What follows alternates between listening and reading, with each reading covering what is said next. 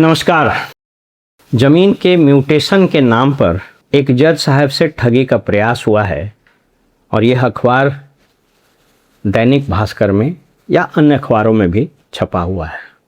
यह कोई एकाकी घटना नहीं है, इसके पहले भी हुए हैं, आगे भी होंगे। वो इसलिए होंगे क्योंकि सरकार ने ऐसी व्यवस्था, ऐसी अराजकता होने के लिए ही माहौल तैयार कर दिया है। आप सबको पता है कि राजस्व एवं भूमि सुधार विभाग इन दिनों पोर्टल के एक महाजाल में फंसा हुआ है।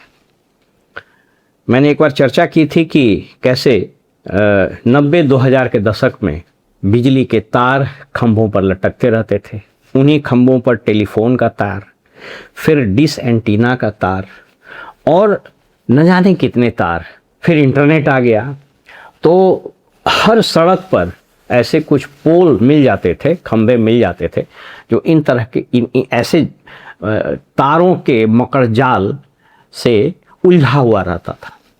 उस मकड़जाल में 2-3 फ़ायदा होता था लोगों को। पहला, बिजली की चोरी आसानी से हो जाती थी।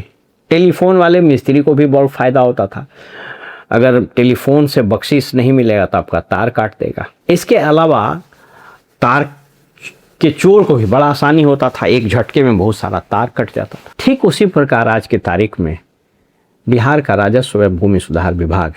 हर चीज़ के लिए एक पोर्टल, हर चीज़ के लिए एक वेबसाइट, हर चीज़ के लिए एक एप्लीकेशन। तो आप इसकी तुलना 90 और 2000 के दशक में बिजली के खंभे पर उलझे हुए तारों के मकड़जाल से कर सकते हैं। और इसी का फ़ायदा उठाते हुए ये जो साइबर चोर हैं, इन लोगों ने एक नायाब तरीका ढूंढ लिया है। मुझको फील्ड से कई लोगों ने ऑडियो रिकॉर्डिंग्स भेजे हैं, कुछ तस्वीरें भी भेजी हैं। एक मामला गर्दनी बाग का है। गर्दनी बाग में बाकायदा वो राजस्व भूमि समस्या से समाधान करने के लिए एक पोर्टल बना हुआ है, किसी व्यक्ति ने बना लिया है। उसमें कॉल सेंटर लगे हुए हैं। जैसे कोई व्यक्ति म्यूटेशन के लिए अप्लाई किया और उसका रिजेक्ट हो गया सीईओ के यहाँ से, या फिर सीईओ के यहाँ अप्लाई किया। अब व्यवस्था कुछ ऐसी है कि ये जो साइबर ठग हैं, ये वहाँ से उस डॉक्यूमेंट को फेच कर लेते हैं और फेच करने के बाद कॉल सेंटर से बाकायदा प्रोफेशनली उसको फ़ोन जाता है। हेलो हेलो, पुतुल देवी के यहाँ से बात कर रहे हैं सर। हाँ जी। नमस्कार सर, मैं बिहार भूमि सेवा से बात कर रही हूँ। जी, आपने आवेदन दिया था जी दाखिल खारिज के लेकर के। जी आपके कर्मचारी रिपोर्ट दिए हैं कैंसिल करके। उनका कहना है कि जांच किया तथा पाया कि उक्त खाता खेसरा से पूर्व में केस नंबर 1663/24-25 में आवेदन किया गया है, जिसका दाखिल खारिज रोकने हेतु दूधनाथ सिंह जी पिता राम सूरत सिंह जी का मटियारी के द्वारा ऑनलाइन एवं ऑफलाइन आपित किया है। वो आपका मतलब दाखिल खारिज रोके हैं। अच्छा। इसके कारण आपका दाखिल खारिज रुक गया है। उनका कहना है कि शांतिपूर्वक दखल कब्जा नहीं है, इनका विवादित है, अतः वापस किया जाए। नहीं नहीं, ये तो हमारा दाखिल खारिज सब कुछ है, मेरे कब्जे में है। तो ये कौन है जो आपका दाखिल खारिज रोकने के लिए एप्लीकेशन दिए हैं? जी दूधनाथ सिंह, उनका पिता का नाम है राम सूरत सिंह। जी इनको आप जानते हैं? जी, हमारे घर के बगल के हैं। तो यही आपका दाखिल खारिज रोकवाने के लिए आवेदन दिए हैं। जी तो कर्मचारी आपका रोक के रिपोर्ट यहाँ किए, दाखिल खारिज का आपका प्रोसेस हो जाएगा, ठीक है। जी इसका वेरिफिकेशन किया जाएगा। अभी आप आधार कार्ड और रजिस्ट्री पेपर भेज दीजिए, आपका आगे का प्रोसेस किया जाता है। ऐसा कोई केस उस नहीं ना चल रहा है? जी नहीं, केस वेस तो नहीं चल रहा है। तो आप भेजिए तो दोनों डॉक्यूमेंट। कहाँ पे? आप व्हाट्सएप कीजिए इसी नंबर पे। अच्छा, तो मैम तो अभी तो हम नहीं हैं, बाहर में है, घर पर जाना पड़ेगा। तो घर पे जाके भेज दीजिए ना सर। ये सब काम फाइल बार बार हम नहीं ना खोलते रहेंगे। जी 38 मैम। जिला के फाइल आया हुआ है, आपका फाइल अभी खोले हैं। अच्छा सरबारो नहीं चलता है सब तो घंटा। मैम, भेज दीजिए तो अभी काम हो जाएगा। मैम आप कहाँ से बोल रहे हैं? मैं पाटना मीठापुर से बात कर रही हूँ सर, बिहार भूमि सेवा। जी जी, तो ठीक है। हम तो अब तो हम 20 किलोमीटर दूर है, 1-1.5 घंटे लगेंगे जाने में। जाके भेज दीजिए, भेजिएगा तो काम हो जाएगा, नहीं तो कैंसिल हो जाएगा सर 72 घंटे के अंदर ही एप्लीकेशन ऑटोमेटिक। फिर DCLR न्यायालय से आपको जाके भाग दौड़ करके करवाना होगा। यहाँ से आपका घर बैठे ऑनलाइन सारा प्रोसेस होके काम हो जाएगा। ठीक है मैम, ठीक। इसी नंबर पे भेजना है ना? जी भैया। सुनील जी, आपने ये कह रहे थे कि ना कि ये कुछ देने के लिए 1,000 रुपये और शुद्धिकरण का हाँ हाँ 2,500 रुपये आपको भेजा था उसके हाँ हाँ हाँ। रसीद का। तो कल सुबह शाम तक आ जाएगा ये सारी चीजें सही? शाम तक क्या, कल दिन में, आज लेट नाइट आपको ऑनलाइन शुरू कर देगा, ठीक है ना। और रसीद रसीद हम भेज देंगे आपको 5:30-6 बजे तक आपके व्हाट्सएप पे। वो जमा नोटिफिकेशन का जो जमा होगा? जी, मोटेशन का और रसीद का। देखिए, पहले मोटेशन होगा, ठीक है। हाँ, उसके बाद दाखिल खारिज मोटेशन करके फिर आपका रजिस्टर्ड 2 पे चढ़ेगा, रसीद कटेगा और ऑनलाइन अपडेट होगा। तो जो 2,530 रुपया दिया है उतना फीस बनता है हमारा? बनता नहीं है, जो चालान है उस हिसाब से होता है, ठीक है ना।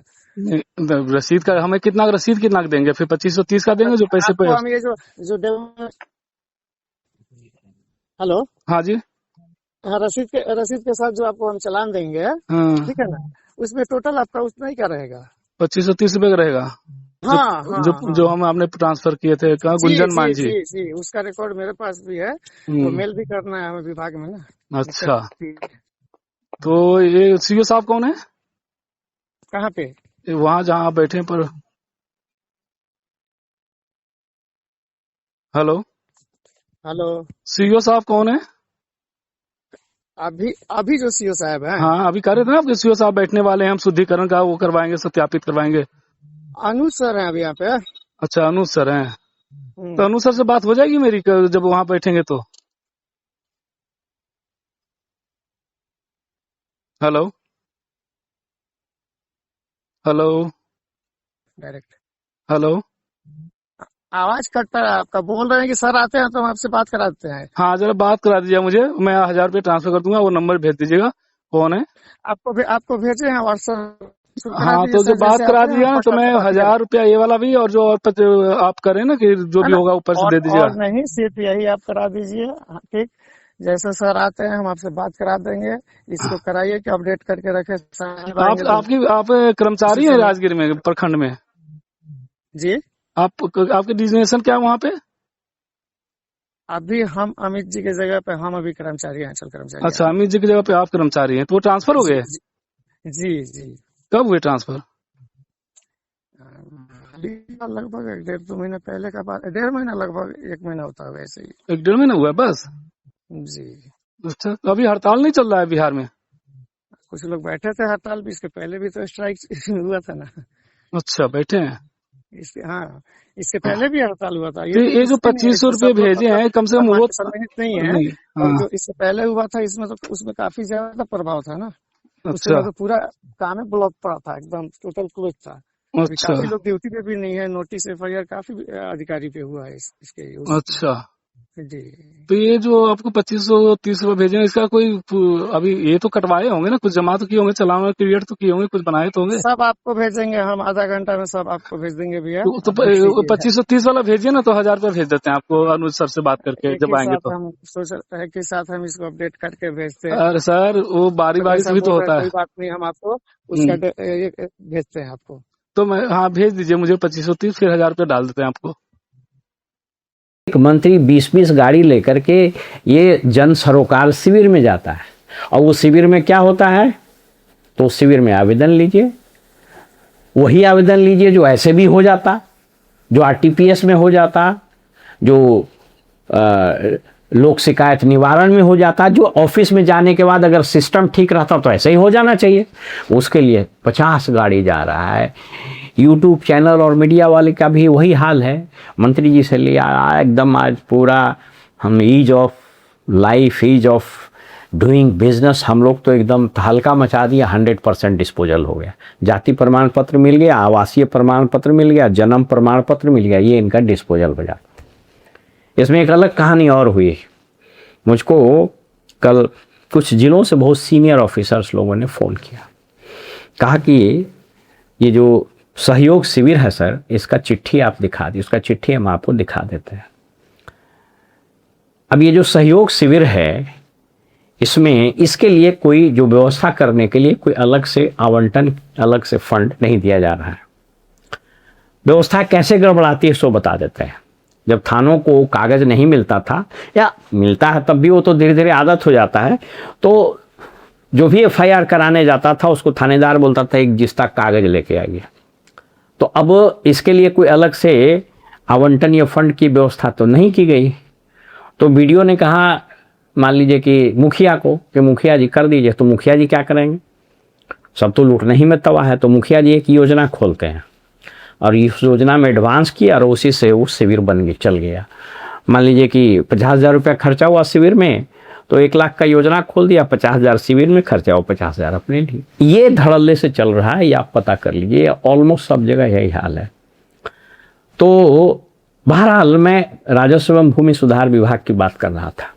तो इस तरह के सर्विस सेंटर हर एक जिले में, हर एक कस्बों में खुल गए हैं। व्यवस्था ऐसी है कि आज के तारीख में मुझको किसी ने बताया कि सर किसी की ज़मीन का रसीद आप कटवा सकते हैं। अब आप उस पोर्टल पर गए, कि इस पर मैंने एक वीडियो भी बनाया, आप देख लीजिएगा। पोर्टल पर गए, पता कर लीजिएगा, पता चल जाएगा किसका ज़मीन इतना तारीख से नहीं इस पर रसीद कटा है, तो आप रसीद भी कटा सकते हैं। ऑफकोर्स उसी के नाम से रसीद कटेगा, वो रसीद आप ले लिए, ज़मीन बेच दिए। ठीक उसी प्रकार से आपने किसी सर्विस के लिए, किसी सेवा के लिए अप्लाई किया है, वो इन मकड़जाल से ये लोग उसको प्राप्त कर लेता है और उसके बाद कॉल सेंटर से फ़ोन जाता है और उस फ़ोन में आप 100, और देखिए अपराधी का एक मोडस ऑपरेंडाई है। मैं किसी साइबर क्राइम के सेमिनार को अटेंड करने का हमको मौका मिला, तो उसमें जो एक्सपर्ट थे उन्होंने एक बड़ी अच्छी बात बताई। हम जब उनसे प्रश्न किए तो उन्होंने कहा कि देखिए साइबर ठगी का एक अपना डेटा है, वो जानता है कि लोग अवेयर हो रहे हैं या हो जाते हैं। तो 1000 हम कॉल करेंगे तो उस 1000 में हो सकता है कि 990 हमारे कॉल को पहचान ले कि हम ठग हैं, लेकिन 10 तो कोई होगा जो फंसेगा, तो उसी 10 से तो मेरा काम हो जाएगा। ठीक उसी प्रकार ये जो भी राजस्व विभाग के इस नाकामी और बदइंतजामी के चलते जो व्यवस्थाएं पनप रही है क्षेत्रों में, ये हर कस्बों में एक साइबर अपराधी पैदा करेगा जो इस तरह के ट्रैप करेगा। तो अभी तो जज साहब ट्रैप से बच गए। जज साहब का तो अपना रुतबा था, सीओ से बात कर लिए या अन्य जगहों से बात कर लिए, लेकिन रोज़ लोग ऐसे ठगी या ऐसे नाजायज़ फीस देने के लिए मजबूर हो रहे हैं, जिसका सॉल्यूशन क्या होगा, जिसका जवाब क्या है, यह निस्संदेह सरकार को नहीं पता है। क्योंकि मैंने बताया ना कि सारा सिस्टम हो गया ध्वस्त। सांस लेने में दिक्कत हो तो लगा दीजिए नेबुलाइजर, खाने में दिक्कत हो तो लगा दीजिए पाइप, दिमाग सोचने से गड़बड़ी हो रहा है तो चिप लगा दीजिए, कान में सुनाई नहीं पड़ा तो हेयरिंग एड लगा दीजिए, चल नहीं पा रहे हैं तो बैसाखी लगा दीजिए। तो ये पूरा जो गवर्नेंस है बिहार का, वह एक पैरेलल अपरेटस, पैरेलल डिवाइस पर खड़ा है। यानी बिहार सरकार एक ऐसा रोगी है जो मल्टी ऑर्गन फेल्योर की तरफ बहुत तेज़ी से बढ़ रहा है। और दिलचस्प बात यह है कि इसके जो 2 डॉक्टर हैं, एक फिजिशियन एक सर्जन, यानी एक मिनिस्टर और एक टॉप ब्यूरोक्रेट, ये दोनों को समझ में ही नहीं आ रहा है कि क्या हो रहा है और क्या होना चाहिए। तो बजाय सिस्टम को इम्प्रूव करने के एक और नया डिवाइस उसमें डाल दे रहा है। तो फिलहाल इस मल्टी ऑर्गन फेलियर नामक मरीज, जिसको बिहार गवर्नमेंट कहते हैं, उसके मृत्यु शैया पर जाने और सांस रोकने का आप इंतज़ार कीजिए। यकीन मानिए कि उसके बाद धीरे धीरे कॉकरोच इस शरीर पर चढ़ेगा और वो भी कहेगा कि मैं भी कॉकरोच जनता पार्टी हूँ। उस वक्त का इंतज़ार कीजिए। नमस्कार।